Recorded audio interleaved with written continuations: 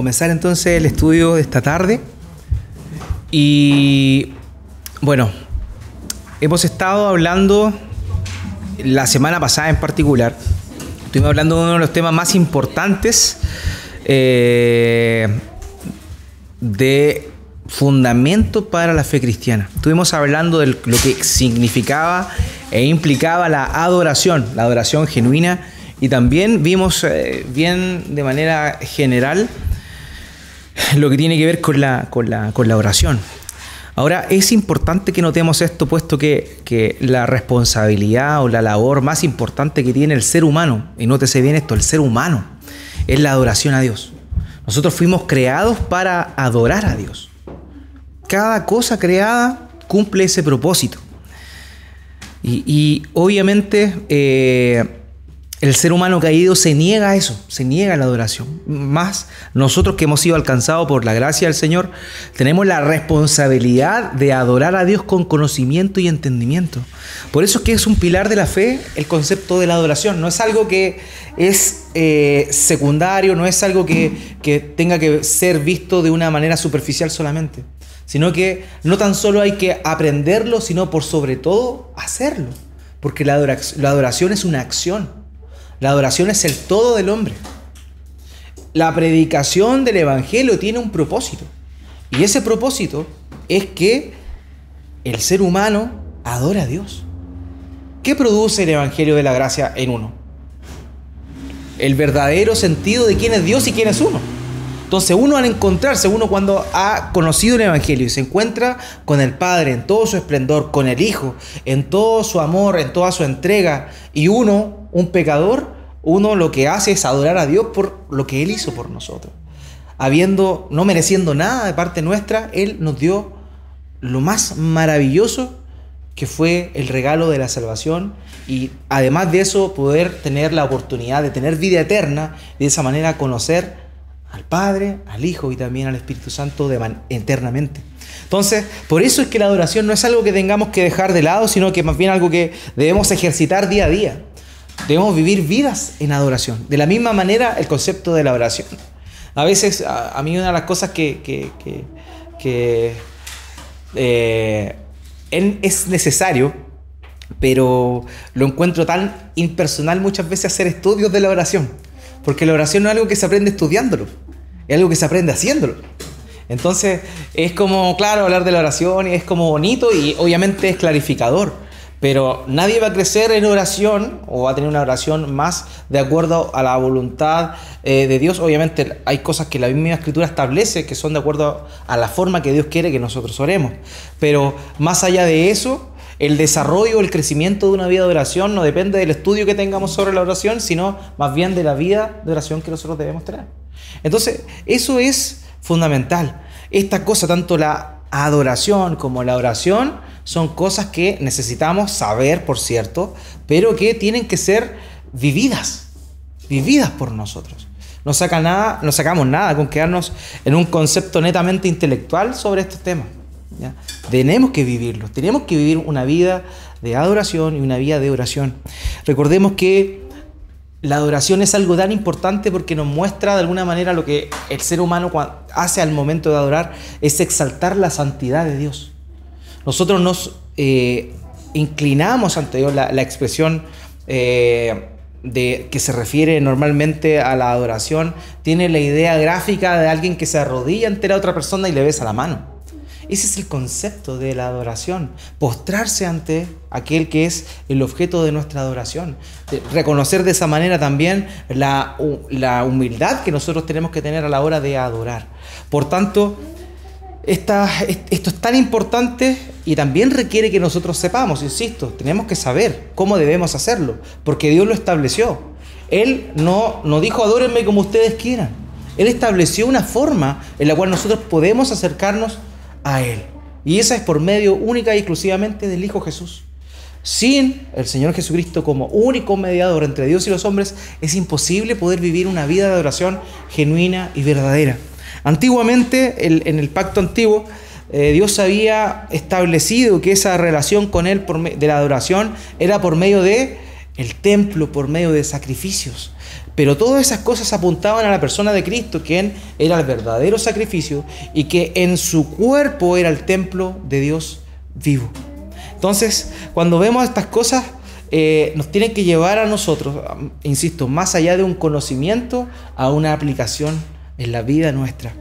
Y en función a eso es también que el día de hoy vamos a estar viendo otro tema importante. Y ahora quiero explayarme un poquito de manera personal.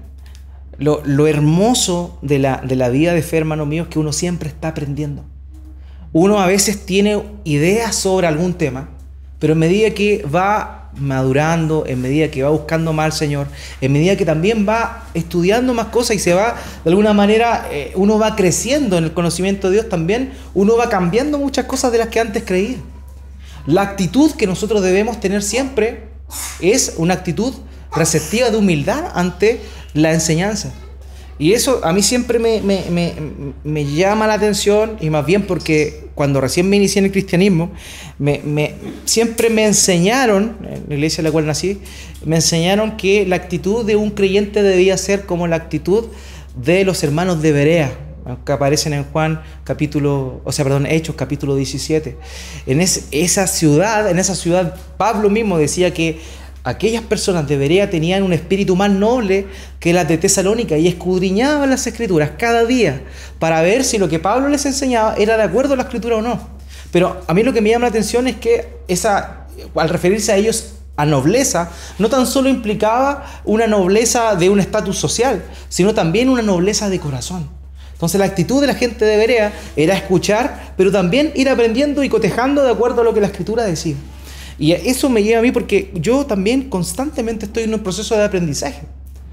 Y gloria al Señor porque siempre porque Él pone en nosotros un sentir de humildad, de arrodillarnos ante la palabra de Dios. Porque, insisto, esto no se trata de nosotros, esto no se trata de lo que nosotros creemos o no, esta cuestión es así, porque así la establecí o porque así he llegado a creerla hasta el momento. Siempre tenemos que ser abiertos a ir aprendiendo. Porque lo vamos a ver el domingo en un pasaje, Dios mediante, en un pasaje maravilloso de Pablo a los Filipenses, donde dice, no pretendo haberlo alcanzado ya.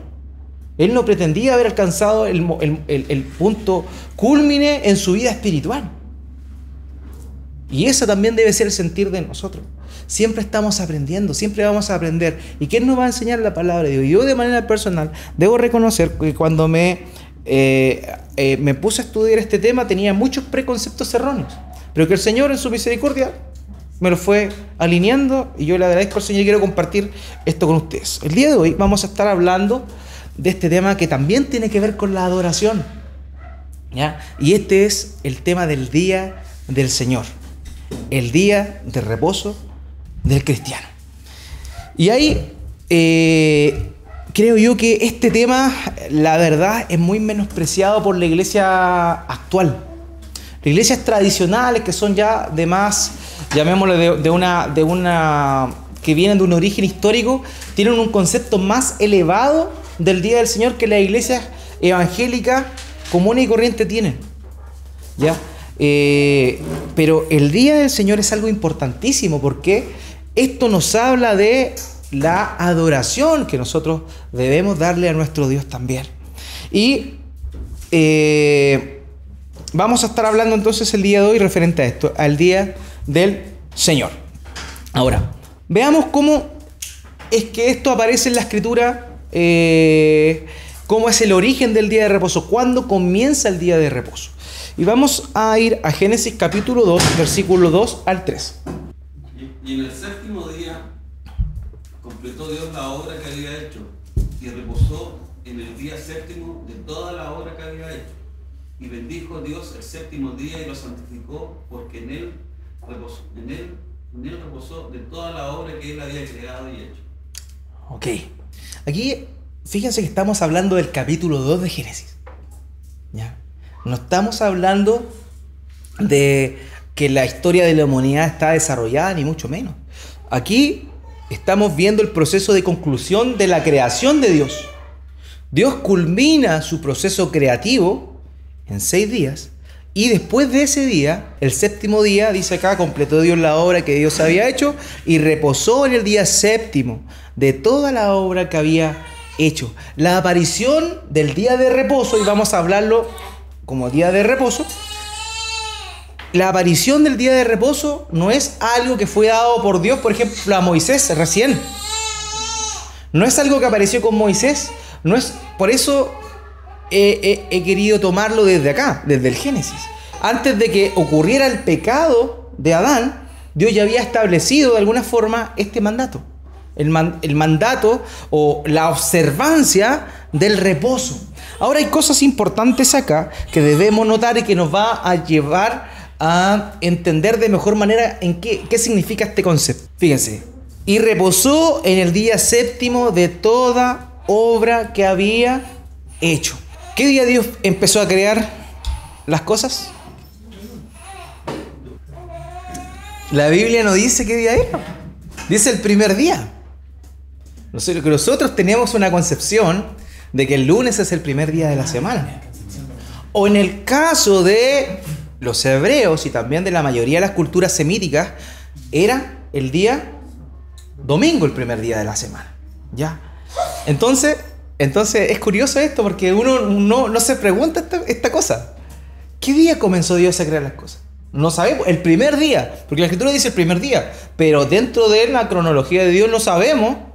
Puede haber sido miércoles el primer día, nosotros no sabemos. Por tanto, no tiene que ver con el día en particular, sino que tiene que ver, o sea, el principio, entiéndase bien, el principio no tiene que ver con el día en particular, sino más bien el sentido que tiene esto. Y reposó Dios en el séptimo día de toda la obra que había hecho.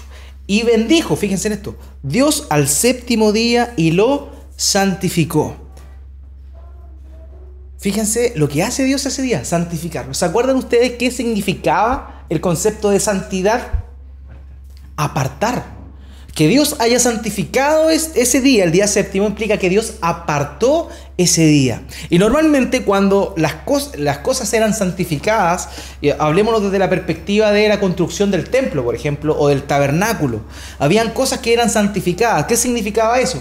Que eran sacadas o hechas no para un uso común y corriente, sino para un uso específico. Recordemos, ya vimos la semana pasada sobre el incienso. ¿Se acuerdan cuando Nadab y Abiú ofrecieron un fuego, un incienso que no era el que Dios había establecido? Ya, había un incienso que era santo, que era específico y apartado para la labor de servir de esa forma como aroma grato delante de la presencia de Dios. De la misma forma, esa es la idea un poco de lo que está plasmando acá. El día séptimo, que no sabemos nosotros cuál era, en orden de los días que nosotros conocemos hoy, ese día fue santificado por Dios. Aquí todavía no hay ley, todavía no hay 10 mandamientos, todavía no hay ninguna ordenanza ceremonial. Aquí estamos hablando de que solamente Adán estaba creado. Y dice que Dios estableció este día. Y termina, porque en él reposó de toda la obra que él había creado y hecho. ¿Qué quiere decir eso? Que toda la obra creativa, fíjese bien, creativa, concluyó en ese día. ¿Ya? Toda la obra creativa concluyó en ese día. Muy bien. ¿Por qué? Porque el mismo Señor Jesucristo dice que Dios todavía trabaja. El Padre todavía trabaja. Hasta el día de Jesucristo el Padre todavía trabajaba. Por tanto, es importante que notemos eso. Que el reposo que tuvo Dios fue en función a su obra creativa. Pero Dios siguió trabajando porque la humanidad tenía que seguir subsistiendo. O sea, todo tenía que ser sostenido. La creación es sostenida por Dios.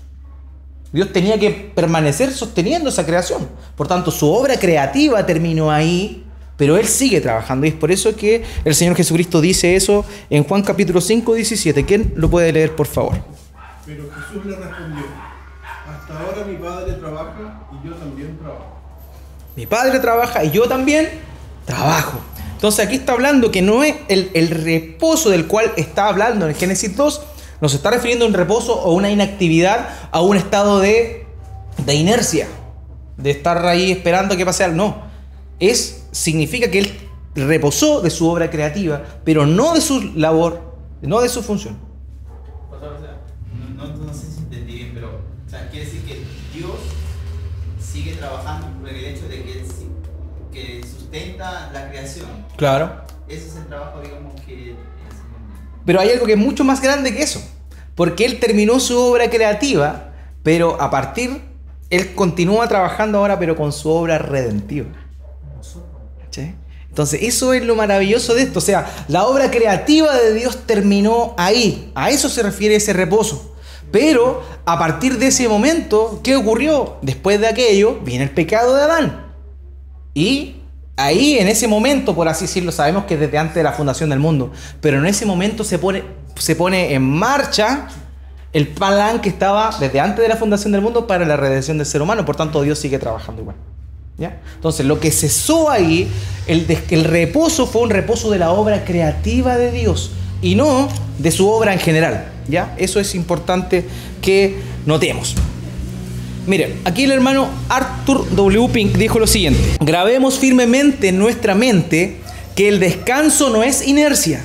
El Señor Jesús ha entrado, por ejemplo, el Señor Jesús ha entrado en su reposo según lo que aparece en Hebreos capítulo 4, versículo 10. Pero no está inactivo porque vive eternamente para interceder. Él entró en el reposo, pero está intercediendo. Y cuando los santos entren a su reposo eterno, no estarán inactivos porque está escrito, y sus siervos le servirán. Apocalipsis 22:3. Así pues, su descanso en ese primer día no fue una total inactividad. Descansó de la obra de la creación y la restauración, pero dio inicio a las obras de la providencia para satisfacer las necesidades de su gran multitud de criaturas. ¿Ya? Eso es importante primero entonces notar. El reposo al que se refiere no es un reposo de todas sus obras, sino más bien a sus obras creativas. ¿Ya? Perfecto. Ahora, habiendo entendido eso, es que a la luz de eso nosotros podemos entender de la forma en la cual Dios establece ya como mandamiento el día de reposo. Primero lo presenta antes de que Adán peque incluso. Ahora bien, algo que igual es importante señalar antes de pasar a este tema. Hay un detalle no menor en esto. Cuando Dios realiza su obra creativa, en cada uno de los días terminan de una forma bien particular. Y fue la tarde y la mañana del día primero. Después termina el segundo día y fue la tarde y la mañana el día segundo. Busquen en sus Biblias si dice eso del día séptimo. Por favor, búsquenlo. Génesis capítulo 2, versículo 4. Fíjense si dice algo.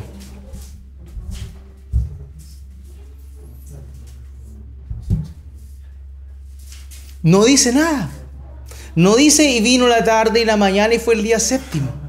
¿Por qué? Porque el reposo de Dios, ¿ya? No era un espacio de tiempo determinado de 24 horas. Esa es la idea. Y vamos a verlo por qué. Porque el reposo de Dios es algo que debe ser recordado por siempre.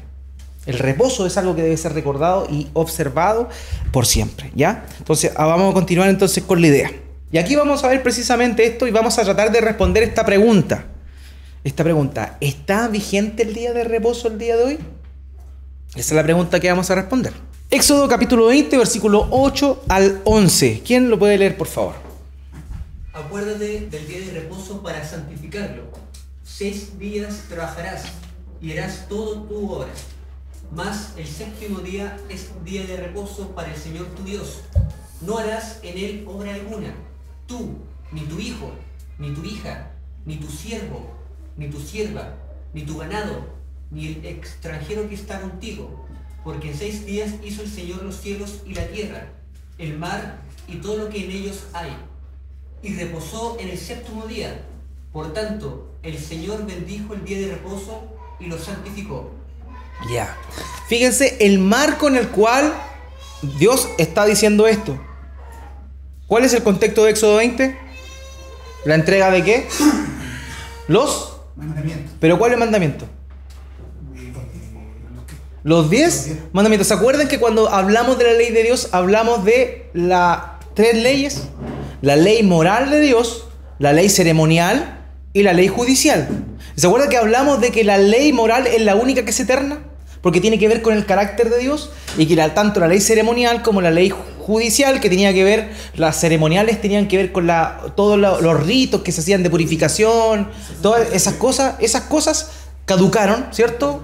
Cuando Cristo cumple su obra. Y de la misma manera, todas aquellas sentencias o leyes judiciales referentes al territorio, eso también caducó porque no había terreno, no había tierra, no había nada, ¿ya? Entonces, lo importante y lo que siempre permanece es la ley moral de Dios que está, ¿dónde está mostrada? En los 10 mandamientos. Fíjense en esto, hermanos míos. El mandamiento del reposo no está dado en la ley ceremonial, no está dado en la ley judicial, está dado en la ley moral de Dios. A mí, yo aprendí con esto, por eso les digo que para mí igual esto me produce un entendimiento mayor para mí. ¿Por qué? Porque miren, fíjense como parte incluso, esto es bien interesante. Dice, acuérdate del día de reposo para santificarlo. Dios aquí no le está dando a conocer a su pueblo el día de reposo. Ellos ya lo conocían. El mandamiento es acuérdate del día de reposo. ¿Se dan cuenta? No era algo que era ajeno para ellos. Probablemente desde la creación, desde Adán en adelante, el reposo se guardaba.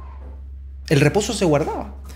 Por eso el mandato expreso aquí, que está dentro de los 10 mandamientos y de la primera sección, recordemos los primeros 4 mandamientos, hablaban de nuestra relación con Dios, el amor que el hombre debe tener a Dios, y la segunda parte de los 6, del 6 al 10, hablaban del amor que nosotros debemos tener con nuestro prójimo.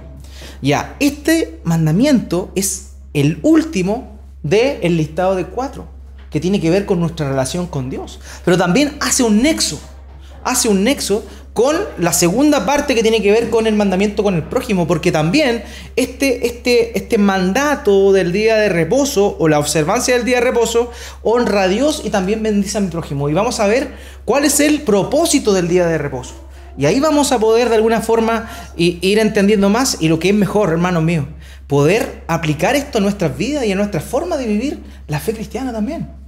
Porque quizá es probable que muchos de nosotros no respetemos el reposo que Dios estableció de la forma que Él lo estableció. Entonces eso también nos va a llevar a nosotros a analizarlo cómo estamos viviendo nuestra vida de oración. Vamos a continuar entonces.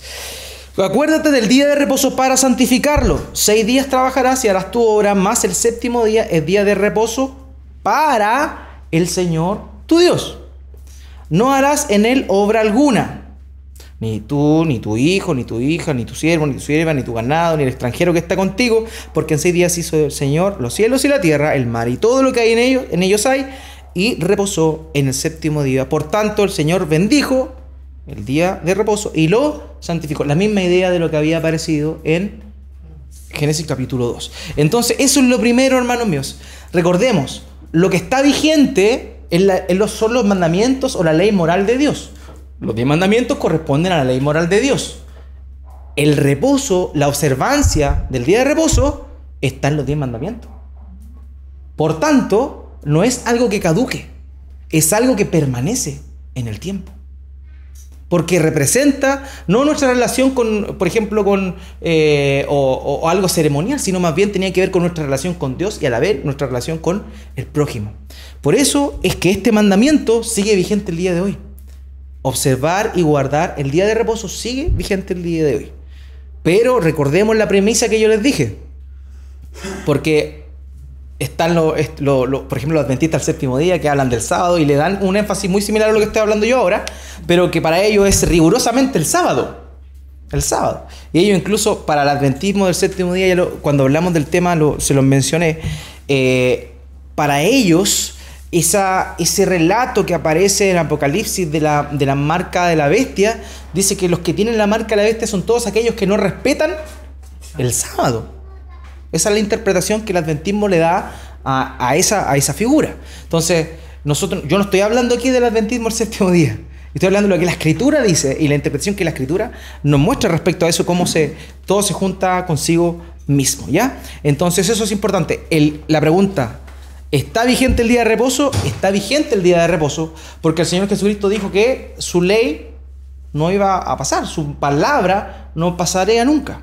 El cielo y la tierra pasarán, mi palabra no pasará. Y esto, el mandamiento del reposo de Dios, está escrito antes de la ley ceremonial. Esto está en la ley moral de Dios. Muy bien, continuamos entonces. Fíjense lo que dijo respecto a esto el obispo Juan Carlos Rail.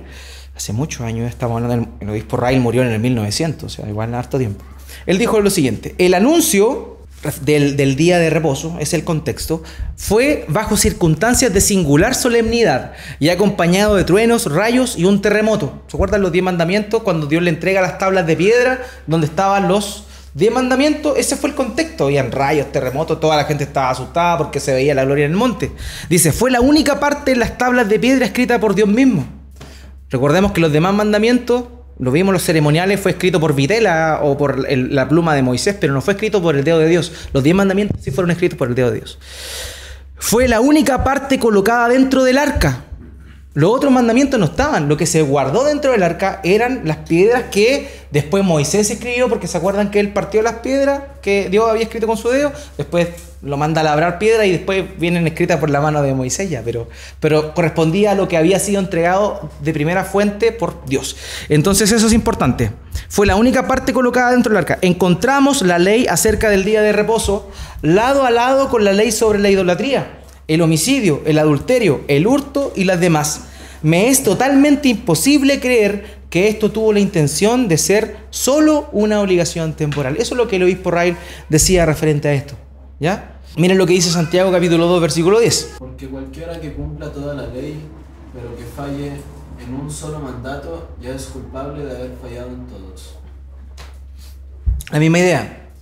Puede que alguien no mate, puede que alguien no hurte, no adultere, no codicie, pero si no respeta el día de reposo como tal, o la esencia del día de reposo, también está pecando y rompiendo toda esa ley. Porque el que falla en uno es culpable de todos.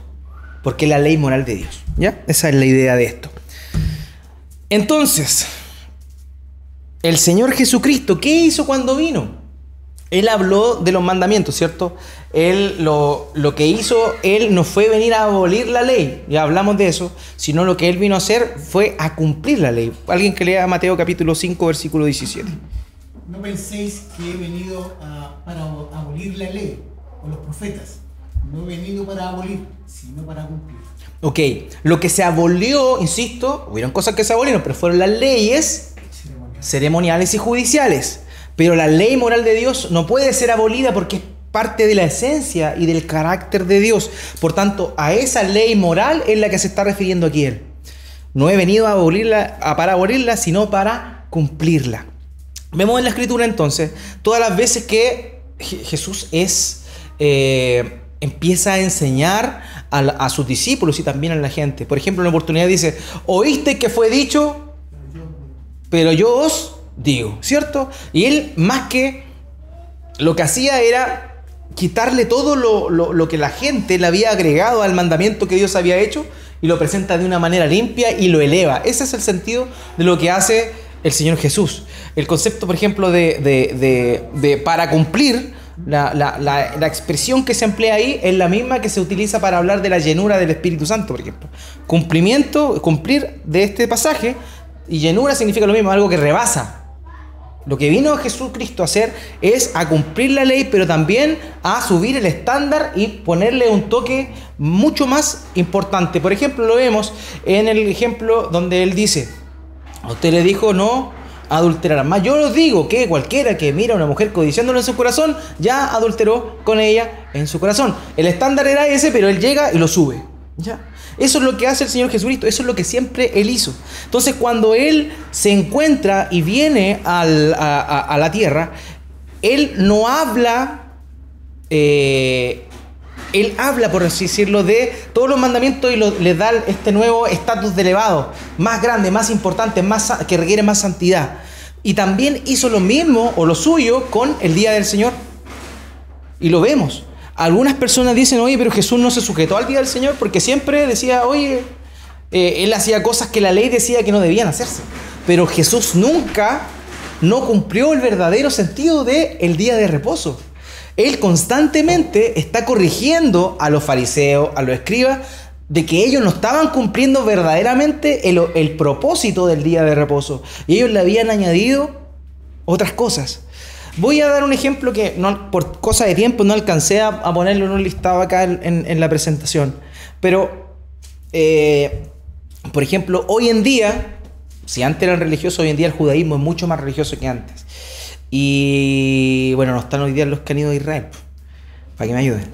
Pero, por ejemplo, hay cosas que los judíos ortodoxos hacen el día de hoy, por ejemplo, en el día de reposo. En el día de reposo, los baños de los judíos ortodoxos tienen el papel confort cortado. Porque ellos no pueden cortar confort porque eso es trabajar. El día de reposo, ellos activan en los ascensores de los hoteles, tienen modo día de reposo. El día de reposo, los ascensores están marcados en todos los pisos por defecto. Entonces no tiene que apretar el dedo el judío ortodoxo para que no falle al día de reposo, apretando porque si toca el botón está trabajando.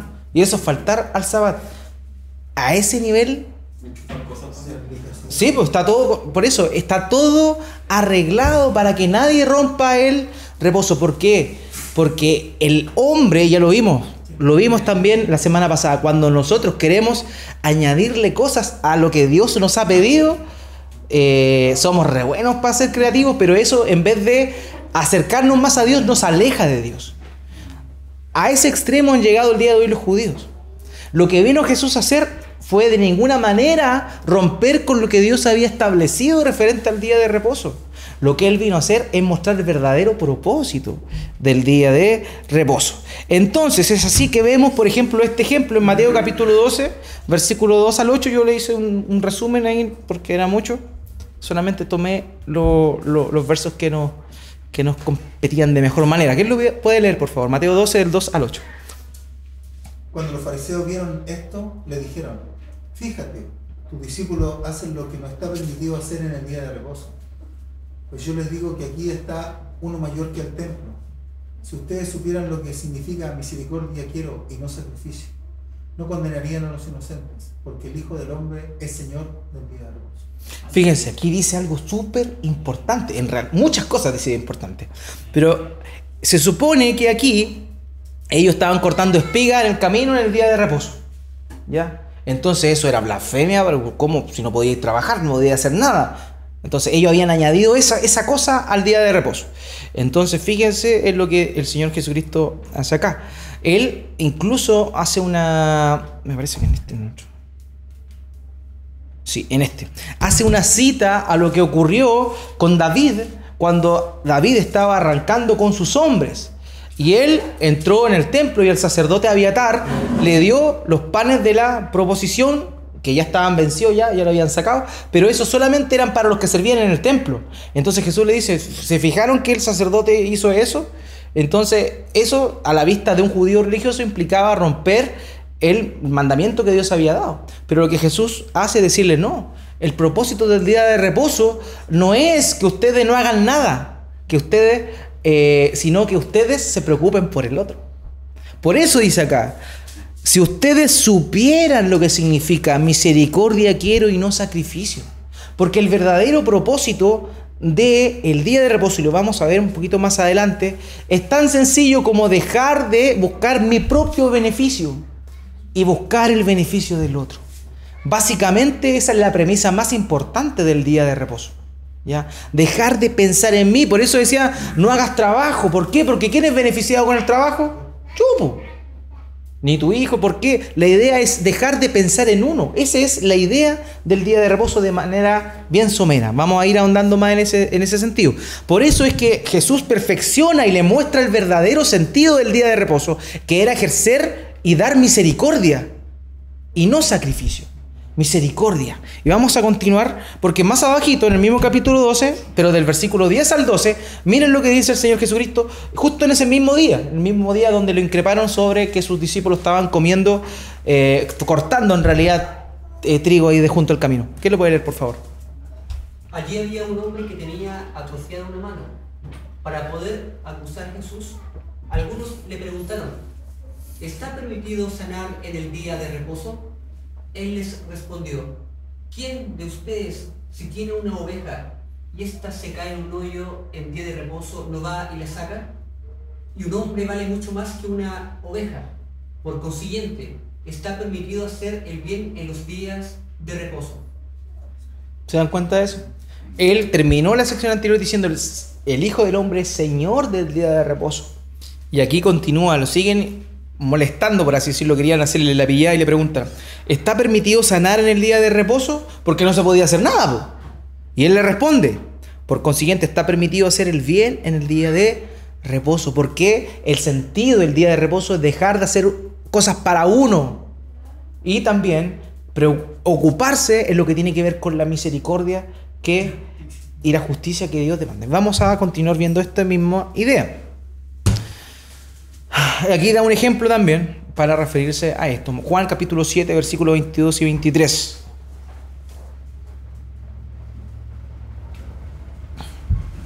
¿Quién lo lee, por favor?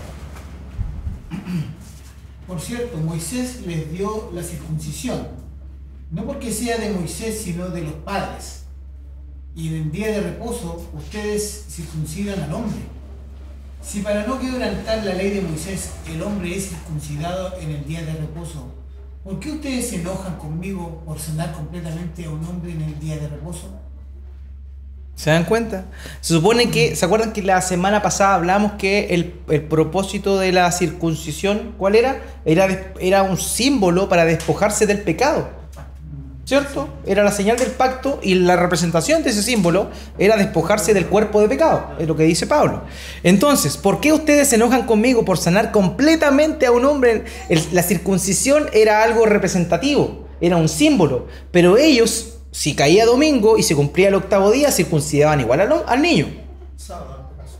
Claro, perdón. Si llegaba el octavo día de que había nacido, él tenía, le daba lo mismo. Entonces, si caía sábado, ellos tenían que, lo decían igual. Entonces él le está diciendo, si esa cosa que ustedes hacen es solamente la representación de de despojarse del pecado, que es el problema más grande, ¿por qué se enojan conmigo por sanar completamente a un hombre en el día de reposo? Entonces ese era el sentido verdadero del día de reposo. No descansar y no hacer nada, ¿ya? Sino hacer misericordia. Porque ¿qué fue lo que hizo el Padre Dios, cierto? A partir del día que descansó, comenzó su obra redentora. ¿Ya? Él no descansó ahí y quedó ahí. Pablo, Dígame. un apunte igual, porque él dice, hace énfasis en los dos versículos anteriores que tú diste, de que él, el Hijo del Hombre, era Señor del día de reposo. Así es. Porque el corazón del fariseo y el espíritu de ellos tenía más veneración y más adoración el día del Señor. Exactamente. Exactamente. Y es por eso que incluso vamos a ver después que la iglesia cristiana reconoce el día de reposo como el día del Señor. ¿Ya? Ya no como el día de reposo o el sábado, sino como el día del Señor, que vamos a ver por qué llegamos a esa conclusión, ¿ya? Fíjense acá, pero súper bien, Wilfredo, muchas gracias. Incluso, aquí el Señor Jesucristo en Mateo capítulo 24 está haciendo una descripción, veámoslo desde la perspectiva preterista y futurista. Estaba haciendo una descripción de la destrucción de Jerusalén. Dice, pídanle a Dios que no tengan que huir en invierno ni en día de reposo. Pero también uno podría hacer una aplicación futurista a este pasaje, porque recordemos que el contexto de Mateo capítulo 24 son la venida del Señor Jesucristo también. Entonces, saquémonos lo preterista y pongámonos futurista. Entonces eso, ni en día de reposo, se está refiriendo que cuando el Señor venga ya a establecer la culminación de su obra en su segunda venida, ¿qué hay? Día de reposo. Entonces, el Señor Jesucristo reconoce que el día de reposo continúa. Él no lo abolió de ninguna manera el día de reposo. El tema es que mediante su obra en la cruz del Calvario, Él esa figura mostrada en el día de reposo la perfecciona. Y ya no importa, o sea, no es que no importe, vamos a ver cómo se llegó a la concepción genuina de que más importante que sea el séptimo día, que la cultura judía en ese caso caía sábado, es importante el concepto de reposo más que el del séptimo día como tal. Continuemos entonces. Fíjense, y este pasaje es del Antiguo Testamento, es de Isaías. Isaías capítulo 58, versículo 13 al 14. Y Dios nos va a mostrar por medio de este pasaje el verdadero propósito del día de reposo. Fíjense, en el Antiguo Pacto, con Isaías el profeta, este es el verdadero propósito. Si en el día de reposo, que es mi día santo, te refrenas de hacer tu voluntad y lo llamas día santo y glorioso del Señor, y si lo honras no siguiendo tu propio camino, ni buscando tu voluntad, ni hablando por hablar, entonces hallarás tu deleite en mí. Yo, el Señor, te llevaré a las alturas de la tierra, y allí te daré a comer de la herencia de tu padre Jacob. La boca del Señor lo ha dicho. Amén. Entonces fíjense, y ni Isaías está diciendo esto, que el verdadero propósito no era no hacer nada, sino ¿cuál era? Refrenarse de hacer la voluntad de uno. Dice, y lo llama santo y glorioso el día del Señor, porque también tiene que ver, por eso digo, este mandamiento, el quinto mandamiento de los 10, lo que hace es conectar la primera parte que tenía que ver con la adoración a Dios, con la segunda parte que tiene que ver con la bendición o el servicio a mi prójimo. Por eso es que tiene esta doble connotación. Es el día del Señor, nosotros honramos al Señor, pero el enfoque que nosotros debemos tener en el día del Señor es honrar a Dios, pero también bendecir a aquel que tengo al lado mío. ¿Ya? Ese es el verdadero propósito. Uno leyendo esto se da cuenta de que el día de reposo no es un día.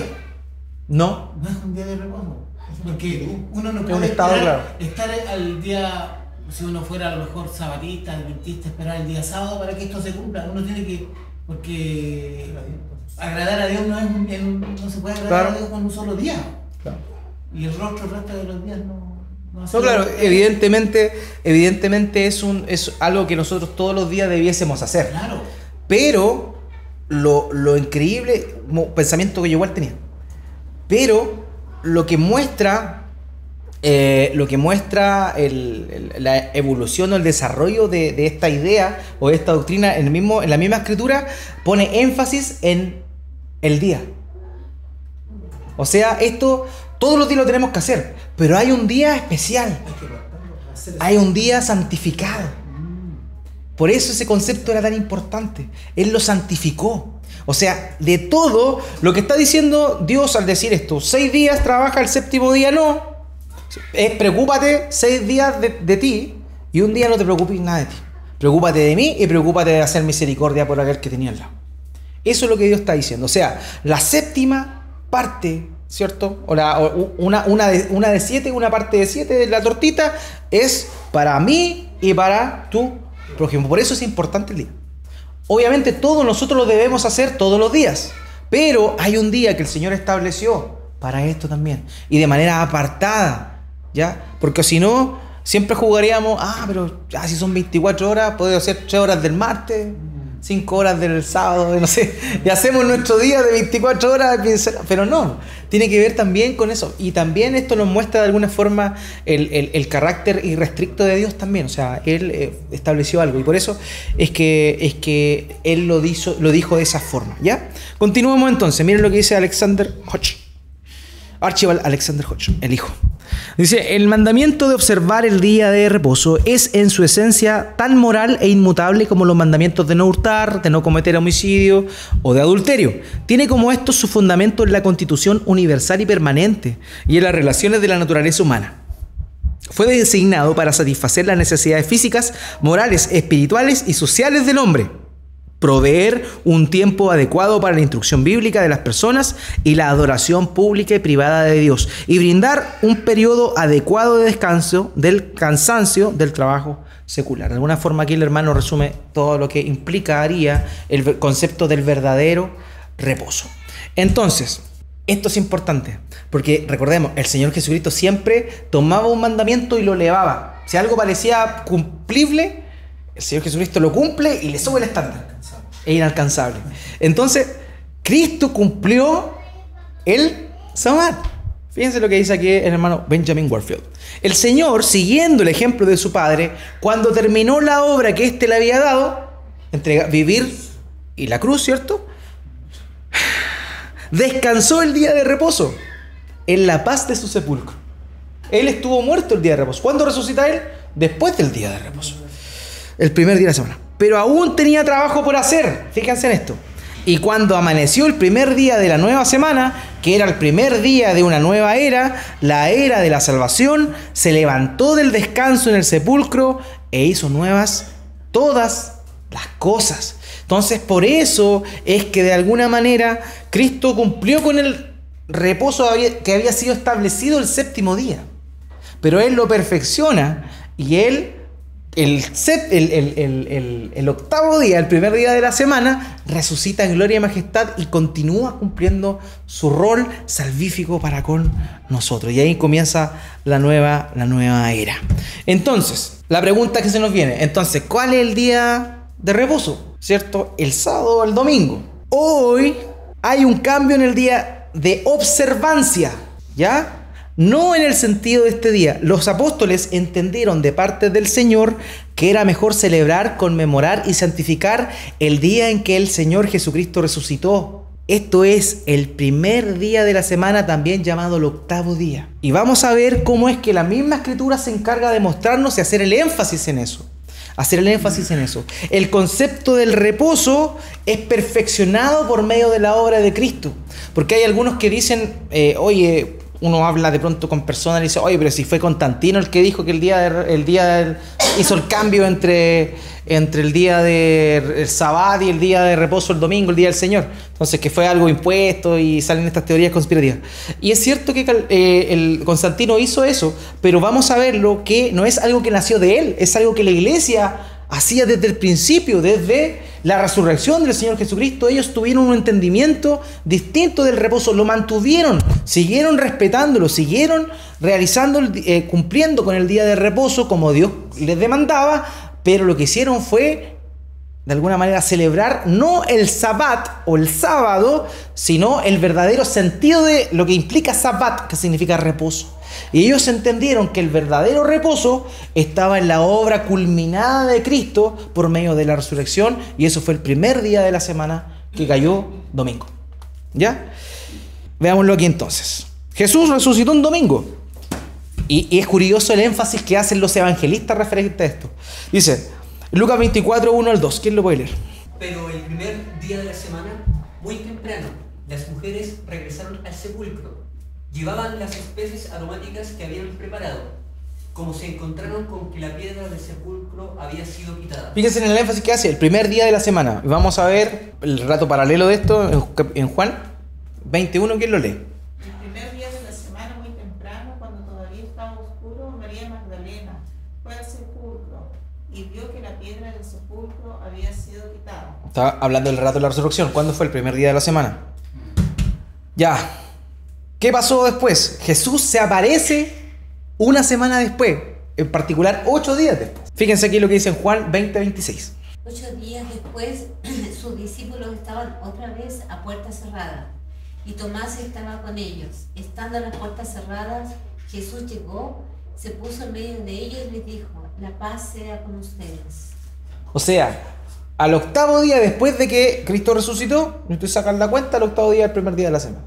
O sea, otra vez el domingo, Él se aparece a sus discípulos. Él resucitó un domingo y esperó una semana para volver a aparecerse a sus, o 8 días en realidad, para volver a aparecerse a sus discípulos el octavo día, que fue domingo.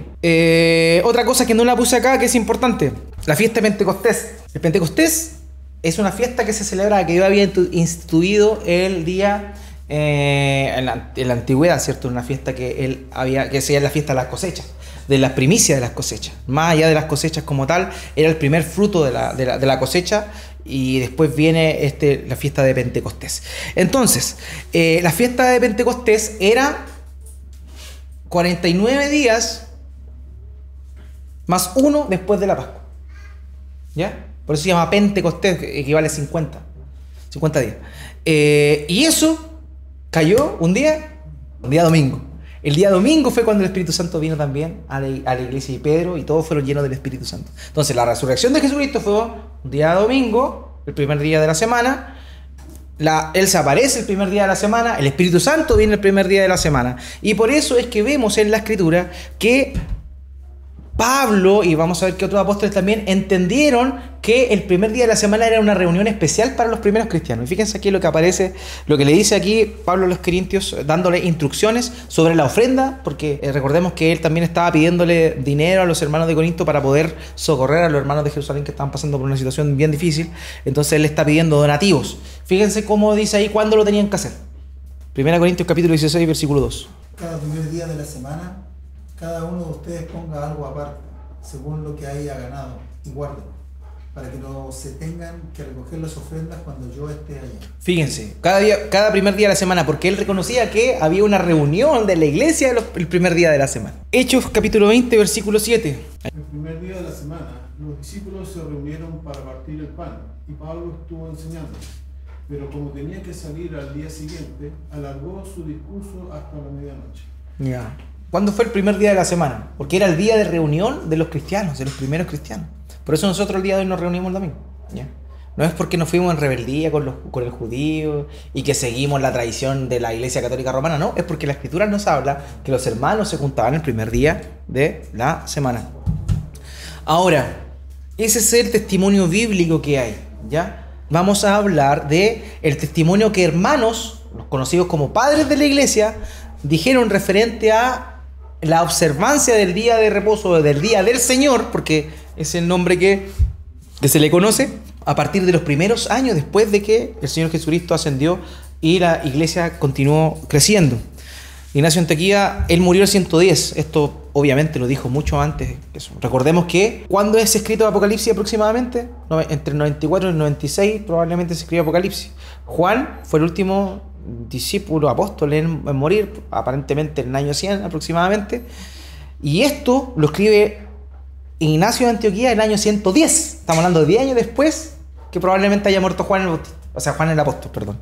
Y dice lo siguiente: así pues, los que habían andado en prácticas antiguas, refiriéndose al sábado, o al sábado en particular, alcanzaron una nueva esperanza, sin observar ya los sábados, sino moldeando sus vidas según el día del Señor, en el cual nuestra vida ha brotado por medio de Él y por medio de su muerte. Aquí hay una evidencia de que 10 años después de la muerte del apóstol Juan, ya se celebraba y se continuaba celebrando, porque lo vimos, que había de alguna manera un cambio de enfoque, ya no en el sábado como tal, sino en el primer día de la semana, conocido como el día del Señor.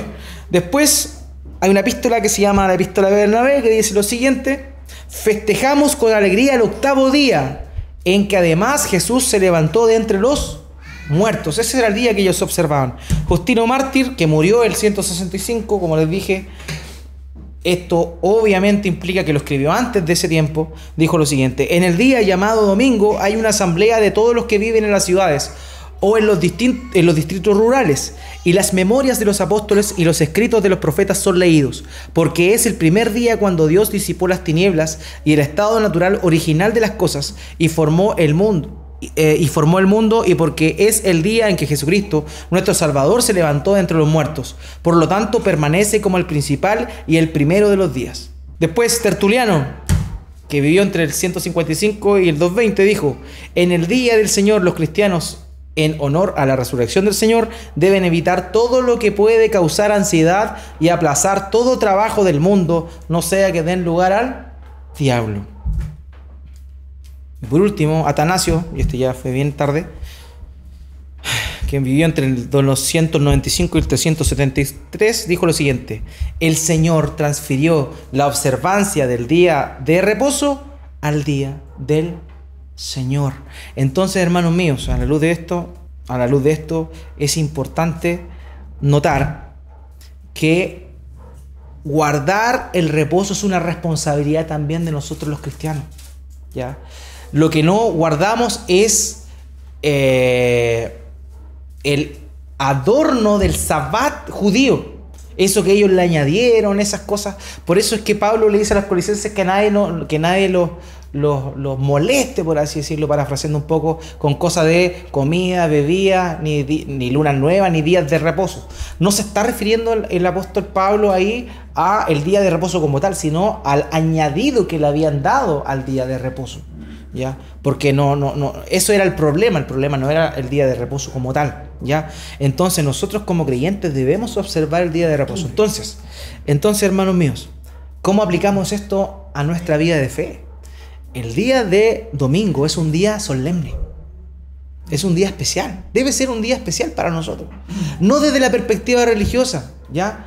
Incluso me acuerdo que antiguamente, yo cuando era pequeño, cuando venía la Semana Santa, me acuerdo que yo escuchaba a mis compañeros que eran católicos romanos que las mamás le decían que para Semana Santa no tenían que decir groserías, cosas así, que había una observancia religiosa así desde ese punto de vista.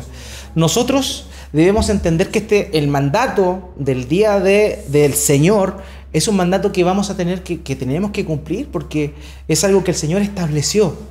Y el propósito de eso es no hacer o no buscar nuestro propio beneficio, sino honrar y servir al Señor, dedicarle ese día al Señor y también poder servir a los demás. Ese es el estándar para que nosotros podamos cumplir con el día del Señor y de esa manera mostrar una adoración completa a nuestro Dios, ¿ya? Ese es el propósito. Debemos respetarlo, debemos venir acá con una actitud reverente también. O sea, eso es importante. No reverente porque está la Virgen como le enseñaron quizá en el catolicismo romano. No, reverente porque ese es el día que el Señor estableció también para que nosotros como iglesia nos reunamos y adoremos al Señor. Por eso es un momento solemne, un momento de... No que estemos amargados, tenemos que estar gozosos también. No significa eso que sea como... que estemos amargados, pero sí es un momento solemne.